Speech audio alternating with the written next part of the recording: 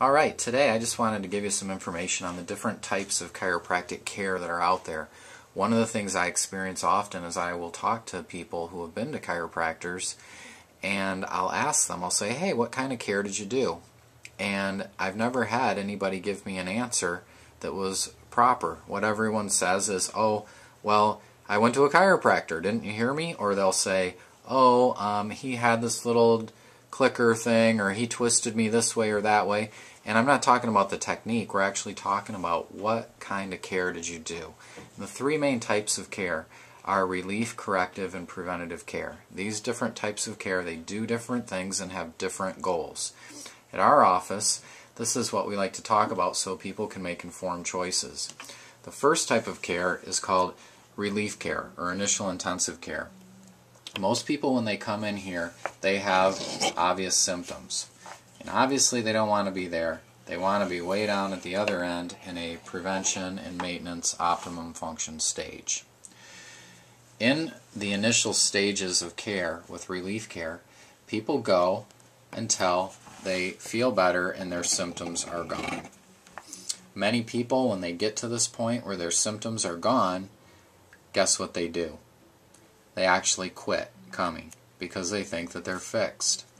The problem is, if these muscles and tissues have not been changed and those weak links or damaged areas are still there, what do you think is going to happen the minute this person goes out and does something that stresses those muscles and tissues?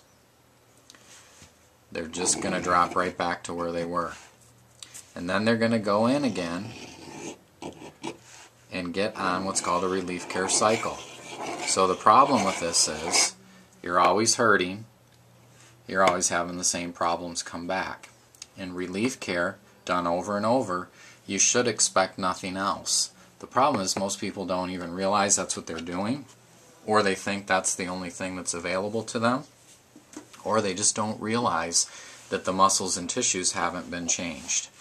So the key is to get the muscle and tissue changes. So the question then becomes, how do you know when the muscle and tissue changes have happened? The answer is based on the testing that we do. The testing shows you if the tissues are functioning well or poor. And if they're functioning poor, then you are susceptible to have problems. And if they're functioning well, then you are susceptible to having good function. And which one would you rather be? So the key is to get the tissue changes. We measure that in our office with testing. For example, if you can't turn your head all the way or you have a restriction in some motion, that means the tissue's not working properly and you're going to be susceptible to having problems. It's just common sense. So getting the tissue changes to happen so that you can function at the highest level possible is what we call corrective care. You're correcting your inability to do certain tests that we do. The other type of care is once someone's doing well, there's what's called preventative or wellness care. And what that means is, with our testing, we're able to determine where you have muscle tightness or tension that's developing. Often you won't even know that muscle tension or tightness is even there. If we just left it there, what do you think would happen over time every time you build muscle tension? You're going to slide back down into problems. So the idea is when we can detect where the muscle tension is, nip it in the bud, get rid of the muscle tension, now you're less susceptible to having problems and you're going to be at a higher level of function. And that's what we call preventative care. And who do you think needs that? The other question is, why wouldn't you want to prevent problems?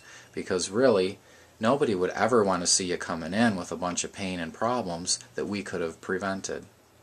Why anybody would choose that just doesn't even make sense. So usually there's some type of misunderstanding with the types of care or what the purpose is or how to measure how you're doing. When you look at measuring how you're doing, that's no different than anything in healthcare. Dentists don't tell you to come when your teeth hurt. If they did only that, you would have no teeth left.